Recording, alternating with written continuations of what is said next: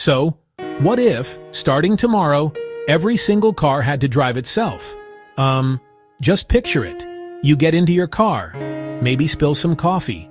Instead of grabbing the steering wheel, you tell it where to go, like you're ordering a pizza with extra anxiety.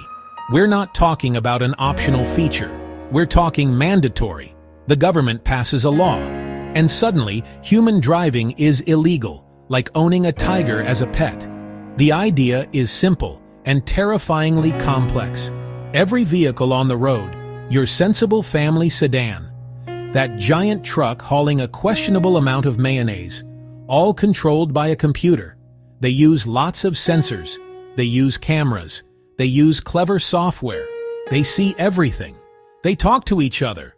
They don't get distracted by a catchy song or by a suspiciously cheap buffet billboard.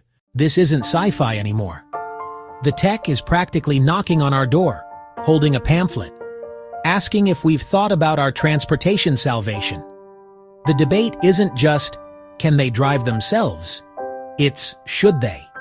And should we be forced to let them? It's a massive shift promising safety and efficiency, while whispering about new, very modern problems. We must look at this shiny future from both sides, weigh life-saving potential against the very human costs of handing over the keys for good. Head versus heart. Your head. Yes, this is logical and will prevent accidents. Your heart. But I really enjoy aggressively merging and judging other people's parking. Give both sides their day in court. A decision this big needs more than a quick glance. All right, let's start with the good stuff, the sales pitch. Safety. The simple, brutal fact is that we are terrible drivers. We text, we get sleepy, we get angry, we make dumb mistakes. Over 90% of car crashes involve human error. Self-driving cars don't get road rage. They don't have a long day at work. They are always paying attention. Dave is currently trying to eat a burrito while changing lanes. Then there's the traffic. Oh, the sweet, sweet dream of no traffic. Think about your daily commute. It's likely a soul-crushing crawl of stop-and-go misery. One person braking too hard 3 miles ahead. Autonomous cars can communicate with each other. They coordinate speeds and maintain perfect distances, creating a smooth, flowing system. This isn't just about getting to work faster. It's reclaiming the hours you spend staring at a faded baby on-board sticker. We also have to talk about accessibility. For millions of people, driving isn't an option. The elderly, people with certain disabilities, those who can't get a license, often reliant on others or patchy public transport. Self-driving cars. Incredible new freedom for them. Imagine your grandmother going to a doctor's appointment on her own. This isn't just convenience. It's a profound improvement in quality of life and independence. It's dignity. And finally, let's talk about efficiency.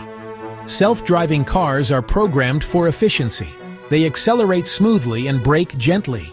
That saves a surprising amount of fuel. Lower gas bills for everyone. A significant reduction in overall emissions. Every car becomes that miles per gallon bragger, except now, you don't have to listen to him talk about it at a party. It's a win for your bank account and a win for the polar bears. Now for the other side of the coin, the first big scary monster under the bed is privacy. These cars will know everything about you. They will log every trip you take, where you went, when you went, how long you stayed, who gets to see it, the car company, the government, your insurance provider. It's like having a tiny judgmental narc bolted to your chassis. And that's a deeply unsettling thought. Then there's the sheer, unadulterated joy of driving. For some people, it's not just getting from A to B, it's a hobby, it's a release, it's a skill they've honed.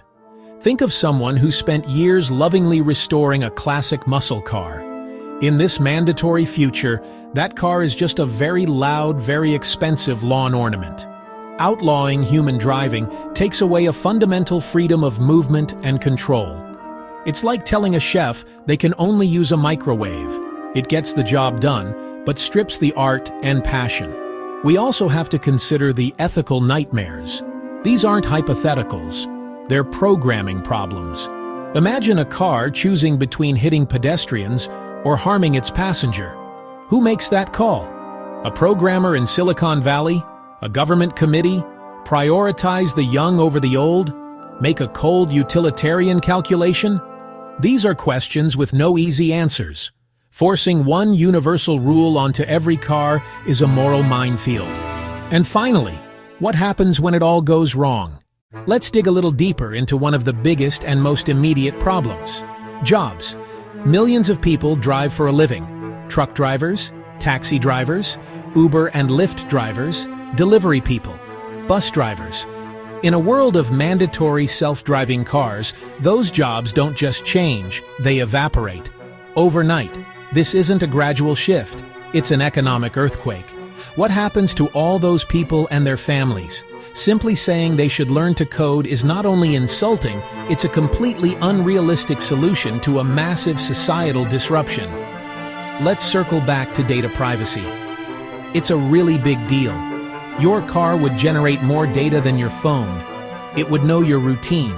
Advertisers would love it. Law enforcement tracking. Your car refusing routes based on a policy. This slides towards surveillance fast. Then there's security, a polite word for hacking. Anything connected to the internet can be hacked. Period. Now imagine that vulnerability applied to 2-ton metal boxes, hurtling down the highway at 70 miles per hour. A hacker could lock you in your car, or reroute you to a different location, or, in a worst-case scenario, disable the brakes on an entire fleet. The potential for chaos is staggering, and it would require cybersecurity we haven't proven we can consistently achieve. Finally, technology fails. We've all had a computer freeze or a phone that needed restarting. What do you do when your car's OS crashes mid-journey on the interstate? Is there a customer service hotline for that? Hello, IT. Have you tried turning it off and on again? Doesn't really work in the fast lane. The transition would be messy, expensive, and filled with unforeseen glitches that could have life-or-death consequences. We'd be trading known human flaws for new technological ones. So we have a technology that promises to save lives, reduce traffic, give freedom to many, but also threatens our jobs, our privacy, our sense of control, and introduces new and terrifying risks. The solution isn't to blindly embrace this future or to reject it outright. The answer lies in finding a balance. We have to be smart about this. A mandatory overnight switch is a recipe for disaster. A more sensible path is a gradual, thoughtful integration with strong people-first regulations. First, build a safety net for those whose livelihoods are on the line.